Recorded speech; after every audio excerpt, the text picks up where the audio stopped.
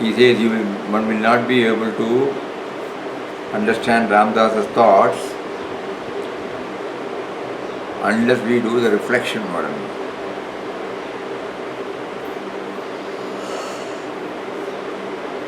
Because otherwise we are just hearing what he had.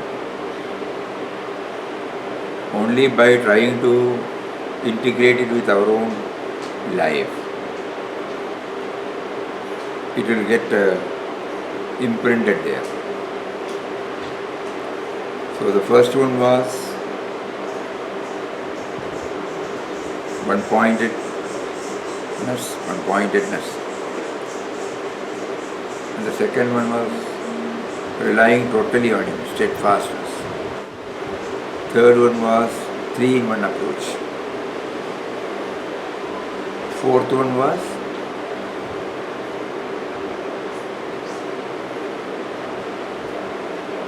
they have been taken away, so I have to wait till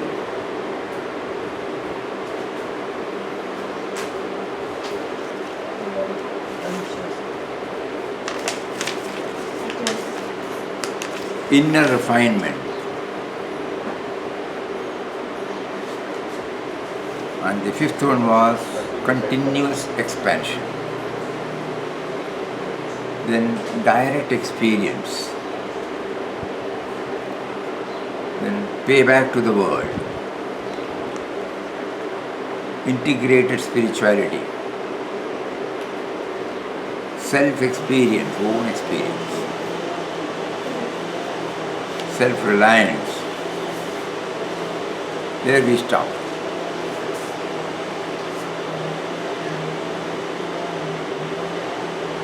Paper wine, and the last one exam we are given was paper wine.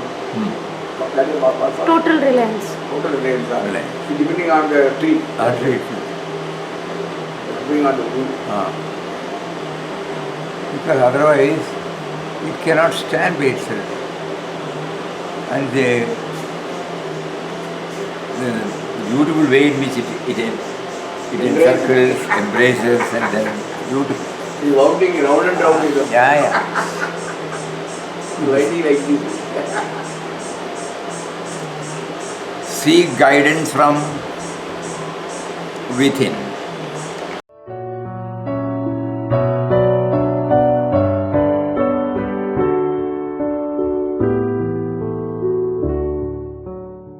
If what Ramdas says is in agreement with your inner voice, follow it. Don't accept Ramdas' suggestions without a sanction from within. The more a man becomes reflective and meditative, the nearer he approaches the true springs of life.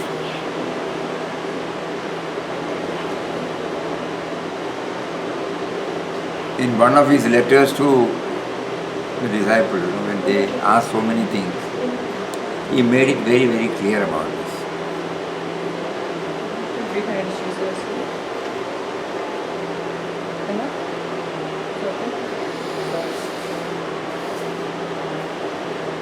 Through reflection, meditation,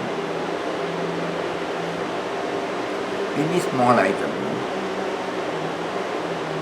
Suppose impulsively we can react. Just think about it. Something happens, immediately we react. But suppose we do the reflection. Confusion will be less. We become more positive. Just think about this word, reflection. Not only for in spirituality, it is needed at every stage in our life. Why? Every day in our life.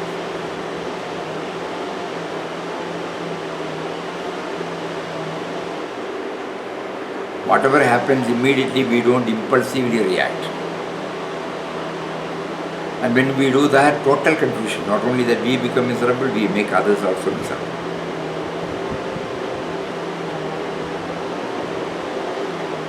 So reflection is very, very important.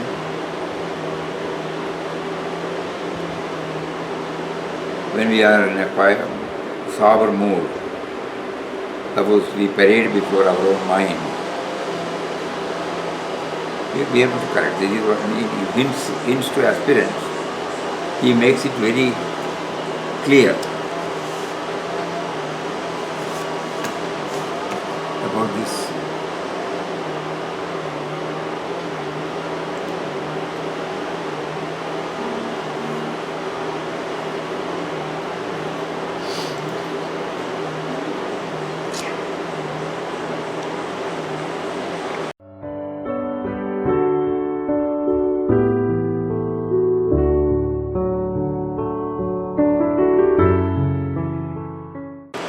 It has been the habit with people to ignore their own weaknesses and they see the same in others, magnified as though through a microscope.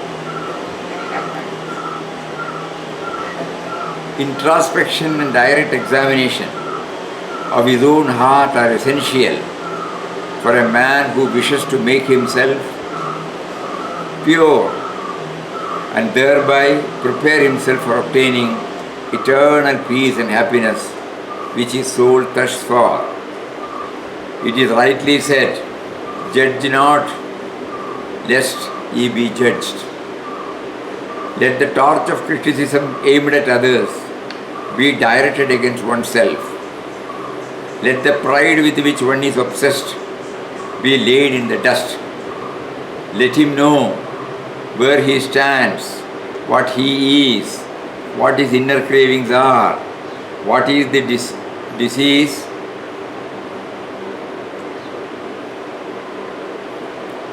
that has seized his soul, what are the impurities lurking in his mind, what is the great obstacle that stands between him and the immortal bliss and peace, what are the bonds that keep him tied down to the low levels of life and prevent him from soaring into the heaven of his real life and being, the eternal truth. When he has thus, by deep reflection, discovered what he is, he can, through prayer, through self-discipline, through company of great souls, and through acts of love and compassion, get rid of all impediments, mental obsessions, nay, darkness that envelops his soul, and realize the splendor, power, peace and joy of the great truth that dwells within him. Whenever we think about reflection, this quotation comes in our mind, because it is very, very clear. We are all subject to this, We'll again read. Probably that is why he has brought this.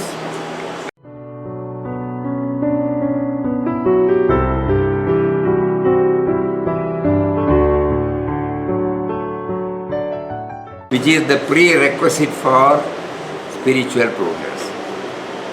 It is a must. Otherwise everything comes at the superficial level, goes at the superficial level. We also have joy at the superficial level, again it goes. Nothing happens to us, we are back to square one. We don't correct ourselves, we don't improve ourselves. The inner refinement does not take place at all. Reflection is very, very, very, very important. So from there we move to 10th point, 11th point, we will start.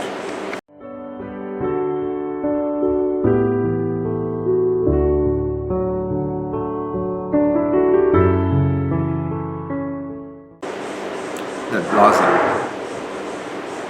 Optimistic outlook in everything.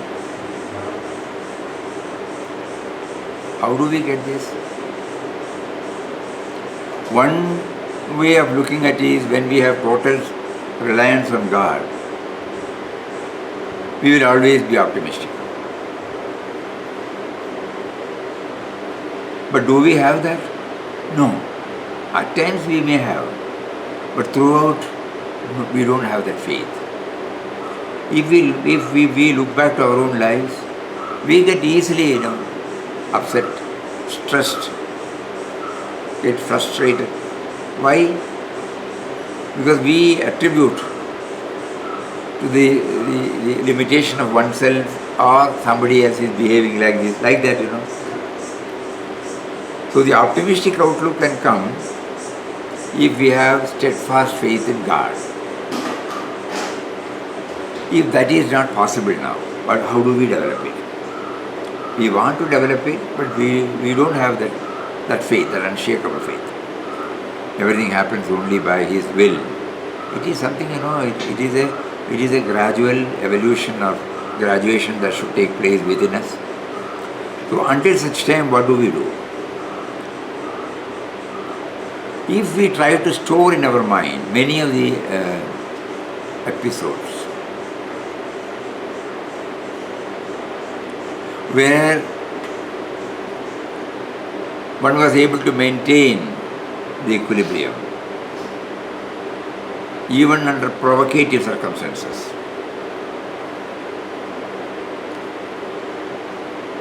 slowly, we might get faith in them. In one of the books, Eckhart Tolle, The New Earth, there was the book. He explains a wonderful episode.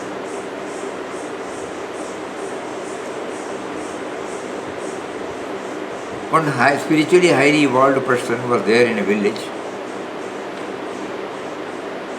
There were a few houses nearby.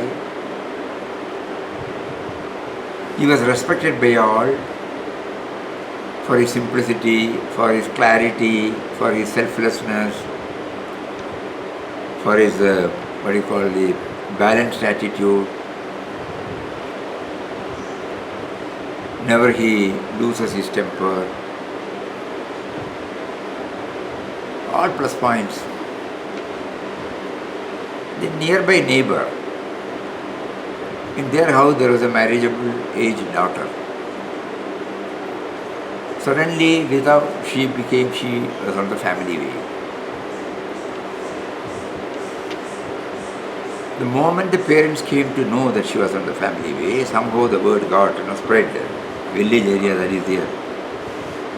Everybody started questioning. She kept quiet for a long time.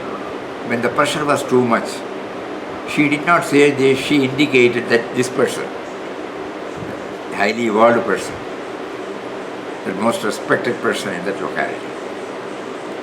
Suddenly everybody went there, started shouting, so many, using all abusive language.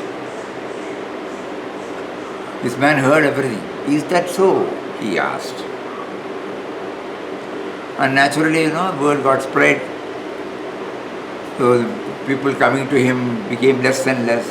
There was no change in his attitude, no change in his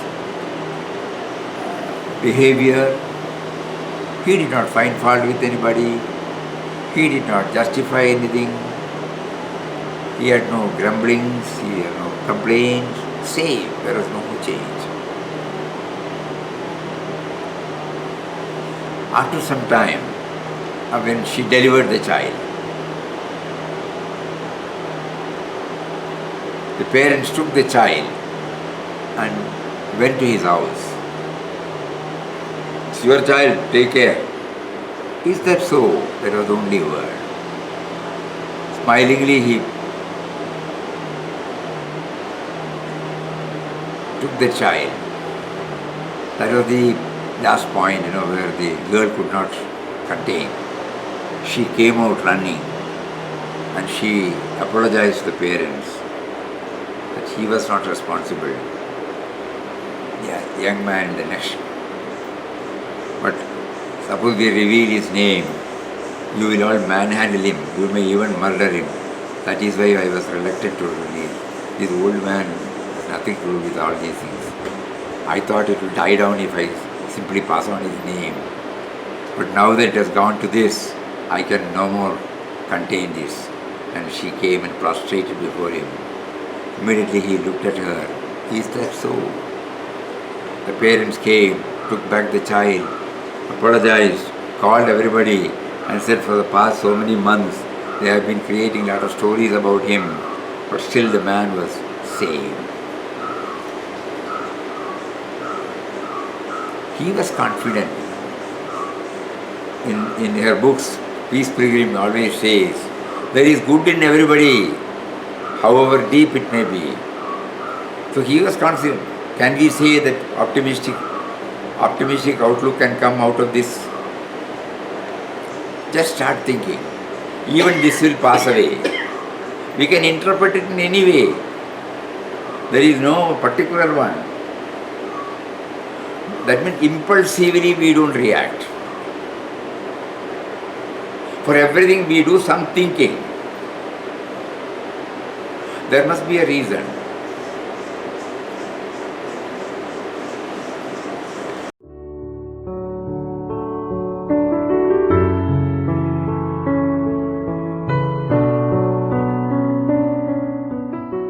Next we move to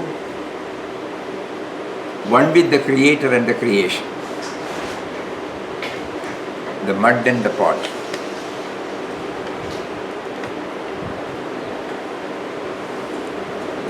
Though we had read out that it is in relation to the dual and non-dual. There is a non-dual mean, non-duality. Non-dual awareness does not mean absence of duality. So both are coexisting.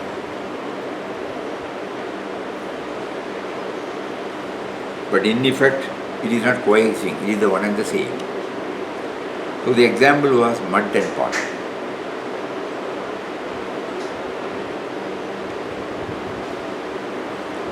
We don't know whether we are shared. Anyway, worth sharing. Just like we eat every day, we take our bath every day. Repetitive performance makes us clean. So even if we have repeated, it is worth hearing it again.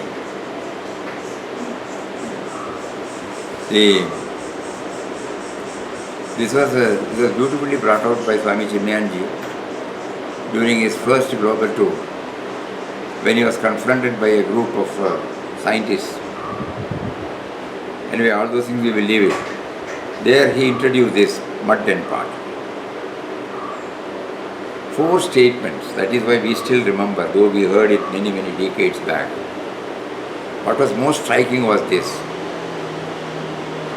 Without cause, there cannot be effect. Without mud, there cannot be pots.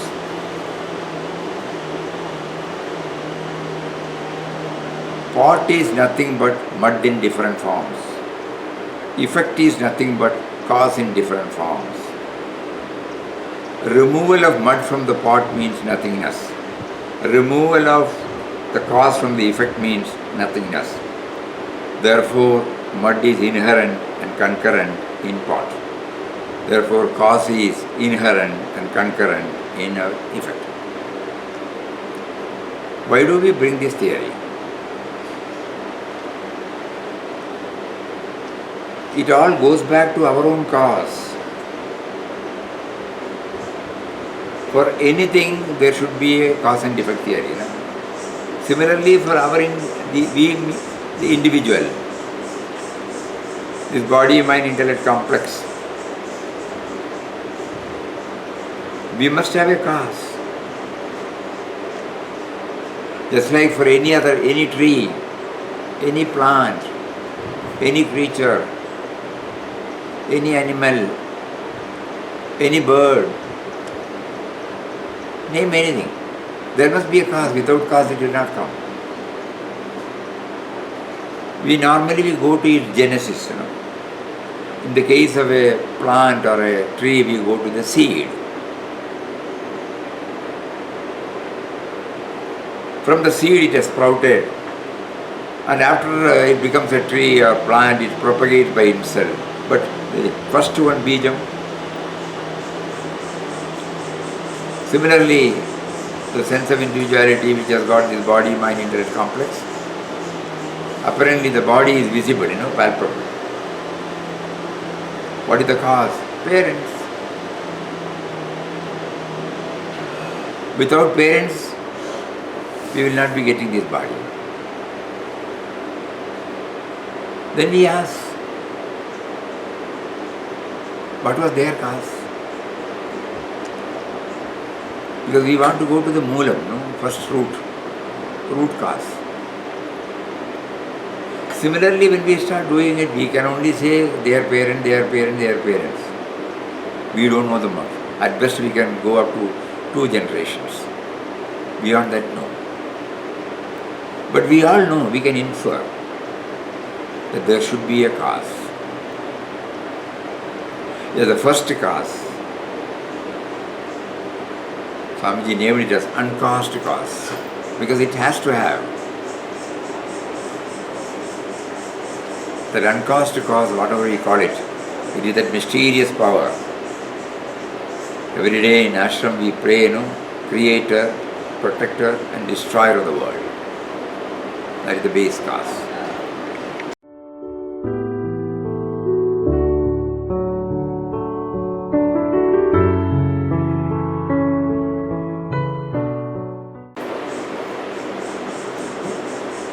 Dexterity, what do you call it? Efficiency in action.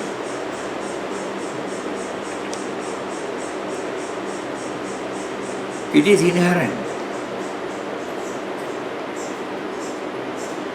In some cases it comes without much struggle. In some cases it comes with the struggle. That's all. A carpenter's son, when he follows his father, he quickly picks it up. We may be employing a carpenter. We just give him wages and he gets things done. We don't travel with him in his journey. That way we are unable to appreciate. But when we start looking at it intently, whatever we have learned, everything has come from within. Potentiality God has given us. Because we are His children. He has not sent us without a purpose. So capabilities, it is inherent. We don't have to write off ourselves. Not that we should become proud. We are trying to bring out His will through us. So suppose we start viewing it in an amazing way, the capabilities will come. How it comes, it's difficult to explain.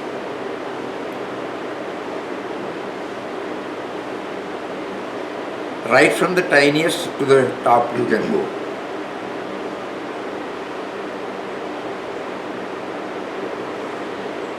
We don't have to apply our mind because they have already applied their mind. But to him, how did it happen? Just imagine. Today morning we were just going through some of the final accounts. Just imagine the first person who conceived the final.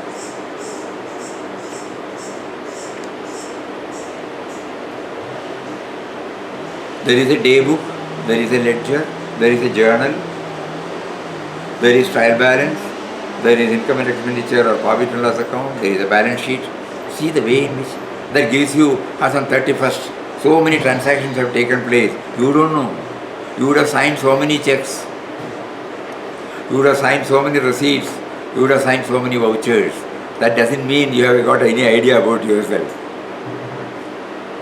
But the moment the 31st, the final accounts are drawn, it is like a mirror, a reflection of your company, your institution, your establishment. It is a balance sheet, It is like a balance. Assets are on one side, liabilities are on one side. And the difference between is called the capital, and it balances. The concept, just imagine. Because of that one person's concept, now crores and crores of people, especially after that, because of the corona, probably they would not have finalized.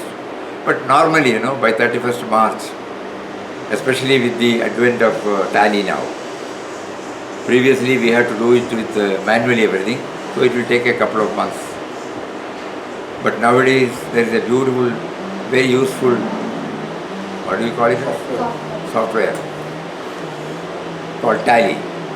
On 31st day night, you can draw the balance sheet. And that gives you, so many transactions have taken place that will not give you that. But one person, it came to him, and then it gives you. Where are we? Are we sinking or going up? Or are we just getting stuck somewhere? All those things will be revealed. What was our performance? Compared to last year's performance, where are we now? What could be the reason? So many things you will get it. Whether the overhead is top heavy, you are running an establishment for certain purpose, marketing, profit, so many things will be there. In ashram it will be service. But suppose your overhead becomes top heavy.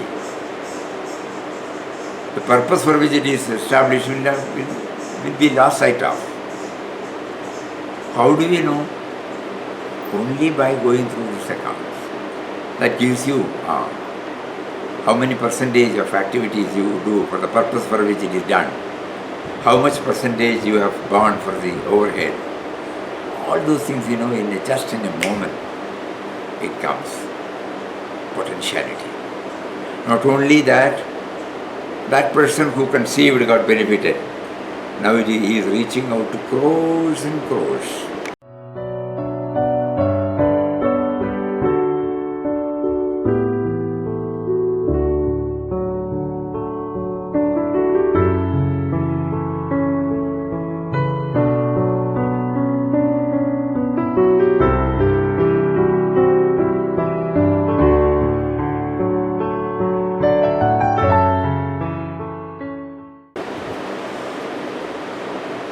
The more we become reflective, only we will be able to get this stamped in our heart. Otherwise our ego will definitely come and play.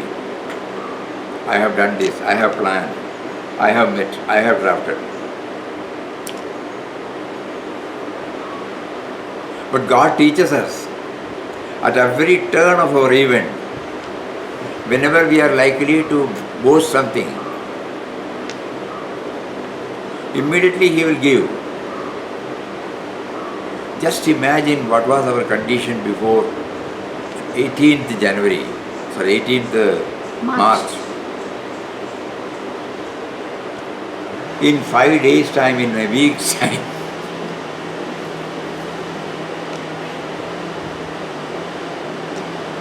everybody is unknowingly bowing down before that tiny little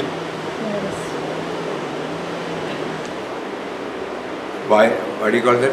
Virus. Not virus. COVID-19. COVID-19. What is that? We have no idea now. Even today we have no idea. Everybody says it is COVID-19. We also repeat. It is not tangible. It is not palpable. It cannot be seen. It is not visible. But what a confusion it has put. What a certain anxiety it has created.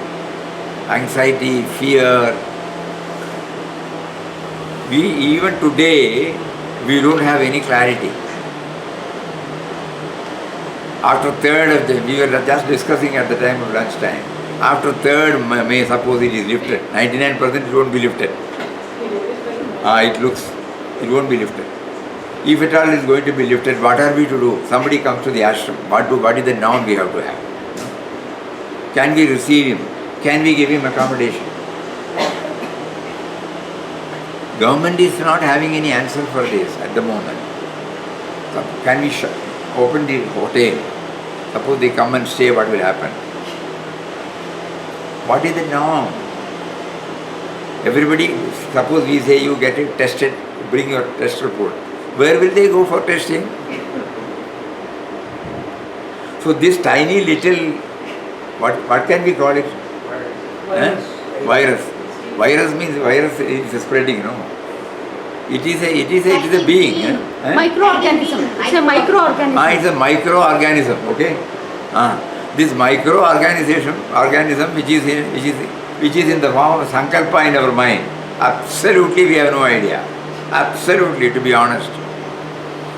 Excepting the photo which normally comes associated with corona details in the paper. We have no idea. And it is not giving us any clue when it will quit.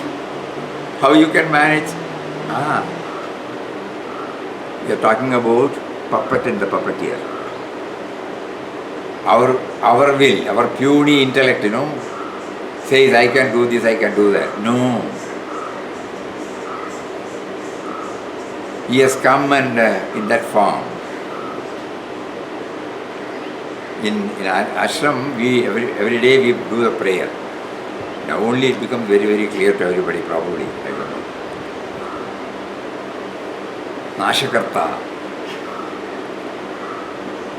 Prabhu Vishwanatha, Asenarmitatu, Jagatpalaga, Nashakarta. You are also Nashakarta. You are the creator, you are the protector, you are the destroyer. So we plead our inability. Kindly give us some clues as to how we should manage you when you have come in the form of a coronavirus. But because he is a lover of his devotees, though in the cosmic play he brings out, he is also giving us so many alternatives, so many seemingly remedial measures. Some test is going on. And here also you will be wondering. Normally we say positive for everything positive. But here you will be happy when we say it is negative. Even cancer. If the result says positive, you are not happy. What a wonderful way.